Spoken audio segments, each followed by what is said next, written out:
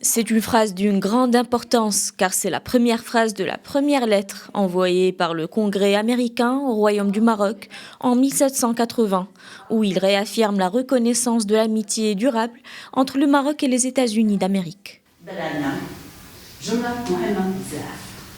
Le 1er décembre 2027 marquera un moment hautement symbolique pour les relations diplomatiques entre Washington et Rabat. 250 ans depuis que le Maroc est devenu le premier pays au monde à reconnaître l'indépendance des États-Unis. Cette reconnaissance historique, initiée par le sultan Sidi Mohammed Ben Abdallah en 1777, a jeté les bases d'un partenariat qui perdure encore aujourd'hui.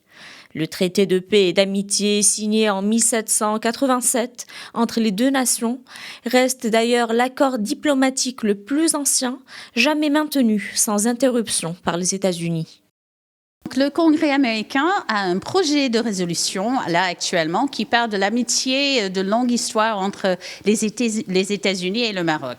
Et nous, ici, à la délégation américaine, nous en sommes ravis parce que nous sommes vraiment le symbole de cette amitié. En fait, entre les États-Unis et le Maroc, il y a beaucoup de firsts, comme on dit en anglais. Par exemple, le Maroc était le premier pays à reconnaître les États-Unis.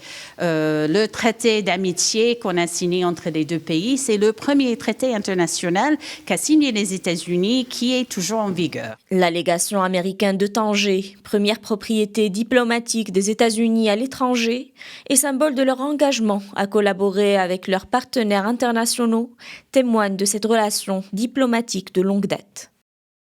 Il y a lieu diplomatique partout dans le monde. À l'entrée de la légation, vous allez découvrir toutes les photos des rois du Maroc et des présidents des États-Unis, vraiment pour vous montrer combien cette amitié a duré et s'est améliorée à travers les années.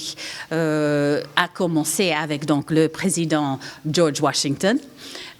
Qui a écrit beaucoup de lettres avec le sultan. En fait, ce sont parmi les premières lettres que nous avons dans nos archives avec des gens à l'international. Washington et Rabat partagent un partenariat stratégique multidimensionnel qui comprend le commerce, la sécurité, la lutte contre le terrorisme et la coopération militaire. Le Maroc est le seul pays africain à avoir un accord de libre-échange avec les États-Unis.